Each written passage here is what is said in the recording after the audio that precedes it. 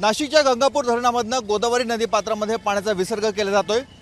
गोदावरी नदीचे कालवे आणि एकलहरा औष्णिक विद्युत प्रकल्पासाठी पाण्याचं आवर्तन सोडण्यात आलेले आहे। मात्र या पाण्याबरोबर पानवेली देखील मोठ्या प्रमाणात वाहून आलेले आहे। आपण आता नाशिकच्या गोदा काठावर आहोत। रामकुंड परिसरापासून थोडं पुढे आल्यावर मोठ्या प्रमाणामध्ये पानवेलीचं साम्राज्य आपल्या नजरेस पडतंय। हे सर्व पाण्याबरोबर वाहून आलेल्या पानवेली आहेत। साधारणतः 10 ते 12-15 फूट लांबपर्यंत ह्या पानवेली पसरलेल्या आहेत। जर याचा थर मोजायचा झाला तर 2-1 फुटापर्यंत या नदीपात्रामध्ये पानवेली आपल्याला नजरेस पडत आहेत। बाजूला नाशिक महानगरपालिकेच्या माध्यमातून खाजगी सफाई कर्मचारी जे आहेत वॉटर ग्रेस कंपनीचे त्यांच्या माध्यमातून आपण बघतो ह्या पानवेली काढण्याचं काम सकाळपासून सुरू आहे। मोठमोठे पानवेलींचे ढीग हे नदीच्या काठावर आपल्याला बघायला मिळत आहेत। पुढच्या बाजूला जर बघितलं तर पाण्याचा प्रवाह जसा वाहत येतोय त्याच पद्धतीने रामकुंडापासून ह्या पानवेली पुढच्या दिशेने वाहून येत आहेत।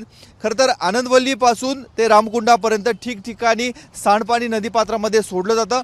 याच्या आधी पूर्व भागामध्ये देखील मोठ्या प्रमाणात पानवेली आहे आणि ह्या पानवेली नदीपात्रामध्ये वाहून येत आहे।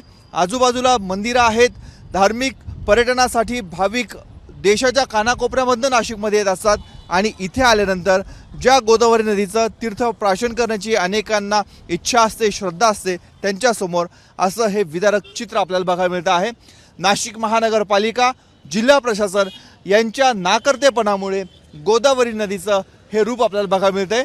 गोदावरी नदीचं पाणी हे वापरण्यास योग्य नाही यासाठी नुकतीच एक याचिका देखील उच्च न्यायालयामध्ये दाखल करण्यात आलेली आहे। त्यामुळे न्यायालयीन लढाई झाली, न्यायालयाकडनं फटकारे बसले तरी देखील प्रशासन ठोस उपाययोजना करत नसल्यानं नागरिक नाराज आहेत।